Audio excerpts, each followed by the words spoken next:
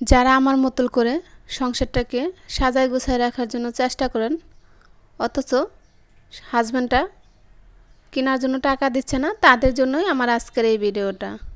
কারণ আমার এই ভিডিওটা দেখলে অবশ্যই কোনো কিছু জানতে পারবেন এবং ভালো লাগবে। হ্যালো এভরিওয়ান, আসসালামু আলাইকুম। আবারও চলে আসলাম আপনাদের মাঝে নতুন দিনে নতুন আরেকটা লাইফস্টাইলের ডেইলি ব্লগ নিয়ে।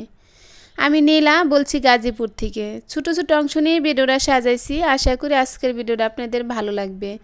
যে যেখান থেকে বসে আমার ভিডিওটা দেখতেছেন, আল্লাহর অশেষ রহমতে আশা করি সবাই সুস্থ আছেন, ভালো আছেন। আলহামদুলিল্লাহ আমরাও বেশ ভালো আছি। তাই দেখতে পাচ্ছেন খুব ভোরের থেকে ভিডিওটা স্টার্ট করলাম। এখানে ফজরের নামাজ পড়ে ভাতটা বসিয়ে দিয়েছি। আর এই যে আকাশের একটু আপনাদের দেখিয়ে দিলাম আকাশের কি অবস্থা। খুব সকালবেলায় কিন্তু সূর্য উঠে যায়, আর সকাল সকালে কিন্তু বাইরে অনেকটাই পরিষ্কার হয়ে যায়। তা আমি কিন্তু ভাতটা অলরেডি বসিয়ে দিয়েছি, কারণ সোহানা বাবাকে দোকানে খাবারটা দিতে হবে দুপুরে লাঞ্চ করার জন্য। তাই আমি ভাতটা বসিয়ে দিয়েছি। আর এখানে শনিবারে কটা রুটি বানিয়ে রাখছিলাম, এটা নর্মালি রেখে দিয়েছিলাম। সেখান থেকে রুটিগুলো আমি বের করে নিয়েছি। রুটিগুলো আমি ভেজে নিব তাকে নাস্তা হিসেবে দেওয়ার জন্য। আসলে সকালবেলা না ওই তাড়াহুড়া করে সময়টা পাওয়া যাচ্ছে না, আবার সোহানেরও সামনে এক্সাম শুরু হয়ে যাবে। এই কারণে সোহানকে একটু সময় দিতে হয়। বাচ্চাদের সামনে না থাকলে না ওরা ঠিক মতো পড়ালেখাও কিন্তু করতে চায় না, শুধু ফাঁকিবাজি মারে। তা আমি রুটিগুলো ভেজে নিয়েছি, সাথে ডিম পোস্ট করে দিচ্ছি, কারণ কাঁচামরিচ ছিল না ঘরে। তাই এখানে আর কাঁচামরিচ দিয়ে ডিমটা ভাজা হলো না, শুধু পোস্ট করে দিয়েছি। জানি না সে খাবে কি না। আমি দোকানে দিয়ে দিয়েছিলাম, পরে বলছে যে ডিম পোস্ট করে দিছো কোনো, ভাজি করে দিতাম। পরে আমি বলছি যে কাঁচামরিচ ছিল না। দেখেন আমাদের ফ্ল্যাটের অবস্থা কি, ফ্ল্যাটের ভিতরে থাকলে কিন্তু এইগুলো একটু ঝামেলা পোয়াইতে হয়। গ্রাম অঞ্চল থাকলে কিন্তু একজনের কাছ থেকে একজনের এনে চলা যায়। মরিচগুলো আমার ছিল, ওই যে ফ্রিজটা বাড়াই দেওয়ার কারণে মরিচগুলো সেদ্ধ হয়ে গেছে, এই কারণে আমি ফেলে দিয়েছি। এই কারণে ডিম ভাজার জন্য মরিচ ছিল না।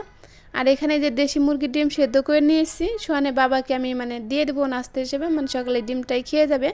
ব্রয়লার মুরগির ডিম সেদ্ধ দিলে খেতে চায় না, জানি না কেন খেতে চায় না। তার বলে ভালো লাগে না, তার কাছে বলে গন্ধ কয়। তার কাছে ভালো লাগে দেশি মুরগির ডিম সেদ্ধ, তারপরে ব্রয়লার মুরগি হাঁসের ডিম সেদ্ধ, এগুলো খুব পছন্দ করে। তাই অলরেডি তারা কিন্তু চলে গিয়েছে, সোহান স্কুলে চলে গিয়েছে, সোহানের বাবাও দোকানে চলে গিয়েছে। এখন আমি আর শানে বাসায় আছি। তাই যে সোহানের বাবা মধু নিয়ে আসছিলো, এইগুলো কিন্তু একদম খাঁটি মধু, দেখতে পাচ্ছেন কালার কত। তারপর ভাবলাম যে আমার প্রিয় আপুদের সাথে একটু শেয়ার করি। মধুর কালারগুলো দেখে না অসাধারণ, মাশাআল্লাহ অনেক সুন্দর।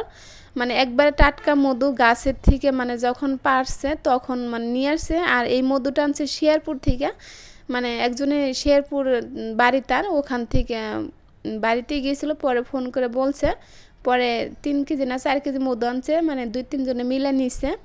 তাই তো মধুর কালারটা কেমন দেখতেই পেলেন তো। আর এই যে সকালবেলা যে নাস্তা বানিয়ে খাওয়ার পরে যে প্লেট বাসনগুলো, এগুলো আমি ধুয়ে নিয়ে সব ক্যামেরায় এখানে একটু রেখে দিয়েছিলাম। তো পানিটা ঝরে গেছে, আমি তুলে নিব।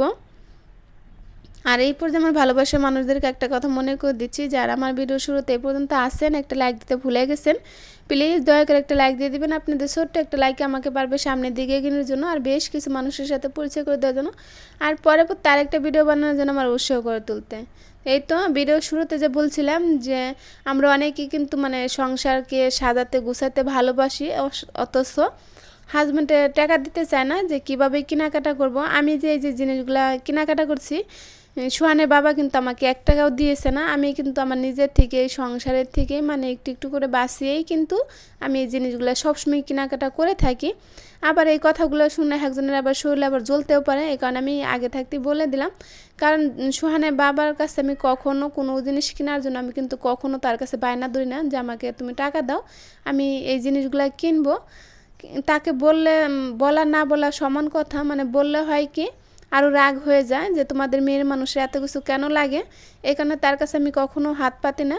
আমার সংসারে বাজারে খরচ থেকেই কিন্তু আমি কিছু কিছু টাকা বাঁচিয়ে আমি আমার এই শখগুলো আমি পূরণ করি।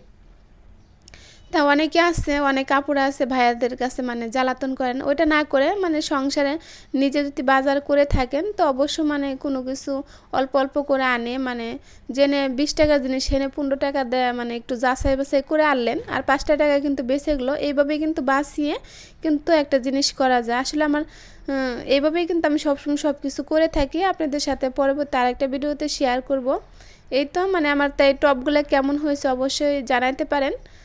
আর এই যেখানে আসছি রান্না করতে, আজকে রান্না করব কাঁচকলা দিয়ে, ইলিশ মাছ মাথা ছিল সেইগুলো দিয়ে রান্না করব, মাছ থার নেজা দিয়েই রান্না করব। আর এই যে কাঁচকলার এই যে একটু হলুদ মেখে নিয়েছি, এটা টিপস শেষ তো বলতে পারেন। যদি কাঁচকলাটা এমনি সরাসরি পানিতে দেন ওটা কালো হয়ে যায়, কিন্তু আর একটু সামান্য হলুদ দিয়ে মেখে নেয় না, ওটা কালারটা কিন্তু দারুণ হয়, মানে কোনো ভাব দেওয়া লাগবে না, এমনি সরাসরি বসাই দিতে পারবেন। আমি তো কাঁচকলা সরাসরি এমনি রান্না করি। তো বাচ্চারা তো মানে কাঁচকলা ইলিশ মাছ এগুলো খাবে না, ওদের জন্য একটু ডাল চড়চড়ি করে নিচ্ছি, কারণ ওরা যেটা খাবে সেটাই ওদেরকে আমি করে দিই। কারণ কি বাচ্চারা যেটা খেতে ভালোবাসে, আর ছোটো কাটা মাছ না আমাকেও বাঁচতে অনেক ভয় লাগে, এমনি তো আমি মাছ বেছে খাইতে আমার অনেকটা সময় লেগে যায়। আর এখানে তো এখন ইলিশ মাছের কাটা তো অনেক ঘিনে ঘিনে কাটা, ওরা তো খাবে না, এই কারণে ওদের ডাল চুরচুরি অনেক পছন্দ। আমি যেদিনকে ওরা যেটা না খায় আমাদের জন্য যেটা রান্না করি, সেদিন কিন্তু ওদের পছন্দের একটা খাবার আমি রান্না করে দিই, যেন খাবারের সময় কোনো ঝামেলা না হয়। তা ডাল চুরচুরিটা আমি এখানে বসিয়ে দিলাম। ডাল চুরচুরি ভিতরে আলু আর শুধু ডাল দিয়েছি, আর একটু হলুদ মরিচ মানে আদা রসুন বাটা দিয়ে আমি কষিয়ে বসিয়ে দিয়েছি। আর এখানে ইলিশ মাছটা ভাজা হয়ে গিয়েছে, এখানে আমি মানে এই তেলের ভিতরে পরে আবার তরকারিটা বসিয়ে দিব। মাছটা একটু কড়া করে ভেজে নিয়েছি, কারণ মাছগুলো ছোটো ছোটো, বেশি একটা বড় না। তাই তো ওই তেলের ভিতরে আমি পেঁয়াজ কুচি দিয়ে দিলাম আবার। পেঁয়াজটা দিয়ে ভেজে নিয়ে তারপর কিন্তু এখানে মশলাগুলো দিয়ে কষিয়ে নিব। এই তো পেঁয়াজটা যখন একটু লাল লাল হয়েছে, তারপর কিন্তু সব ধরনের মশলা দিয়ে আমি বসিয়ে দিয়েছি। মাছের ভিতরে ইলিশ মাছের ভিতরে যত মশলা কম খাওয়া যায়, আদা রসুন পেস্ট আমি দিয়েছি, অল্পই দিয়েছি। আর এই যে এই টমেটোটা না একদম সিদ্ধ হয়ে গিয়েছিল, তাই বলছি যে এটা ফেলে দিব কেন, রান্না করলে তো খাওয়া যাবে, কারণ এমনি সেদ্ধ হয়েছে কি ফ্রিজটা ফুল বাড়ানোর কারণে কিন্তু সেদ্ধ হয়ে গেছে। এই কারণে আমি টমেটোটা কাঁচকলার ভিতরে দিয়ে দিলাম। কাঁচকলার সাথে কিন্তু আমি টমেটো কখনো খাইনি, তাই থাকলে নষ্ট হয়ে যাবে, ফেলে দেওয়া লাগবে। তা টাকা দিয়ে কিনে এনে কেন ফেলে দেবো, আমরা গৃহিণীরা যদি একটু হিসাব করে চলাফেরা করি, তাই কিন্তু সংসারের থেকে আমরা ঘরে বসে কিন্তু বেশ অনেকটা টাকা আর্নিং করতে পারবো। কিভাবে করতে পারবো সেটা আপনাদের সাথে পরে তার একটা ভিডিও নিয়ে আসবো, যে ঘরে বসে আমরা কেমনি সংসার থেকে আর্নিং করতে পারবো। যদি আমরা এটা মানে জানি কি কাউকে জানাইতে পারি, অবশ্যই ভালো লাগবে। যদি আমার দ্বারা আপনাদের যদি একটু উপকারে আসে, তাই কিন্তু আমারও অনেক ভালো লাগবে। আবার যদি আপনারাও একটু উপকার পান, আপনাদেরও ভালো লাগবে। তাই তো কথা বলতে বলতে কিন্তু এখানে যে ডাল চচ্চড়িটাও কিন্তু আমার অলরেডি হয়ে গিয়েছে। মনে ছিল না ধনেপাতা দিতে, মানে ডালের যে পানিটা ওটা ঝুলটা টানে মানে একবারে শুকিয়ে গিয়েছে, তাই ওই ভাপে ভাপে হয়ে যাবে। আমি ওখানে ধনেপাতাগুলো দিয়ে তারপর ঢাকনা দিয়ে ঢেকে রেখে দিয়েছি। আর এই যে এখানে তরকারিটা আমার ঝুলের পানি ঝুল উঠে মানে বলক উঠে গিয়েছে। তো এখানে ভাজি মাছগুলো দিয়ে দিলাম। আসলে আমি কথা আজকে কী বলছি না বলছি বুঝতে পারতেছি না। তো এই যে মাছগুলো দিয়ে তারপরে কিন্তু বেশ কিছুক্ষণ সময় রান্না করে নেব। কাঁচকলা কিন্তু মানে বেশি সময় লাগে না রান্না করতেও, অল্প সময় হয়ে যায়, খুব দ্রুত সেদ্ধ হয়ে যায়। আর মাশাআল্লাহ তরকারিটা খেতে এত ভালো লাগছিল, তাই মানে তরকারিটা আমার অলরেডি হয়ে গিয়েছে। আমি এখন ধনেপাতা কুচি দিয়ে নামিয়ে নিব। এই ছিল আজকে রাতের ডিনার আমাদের।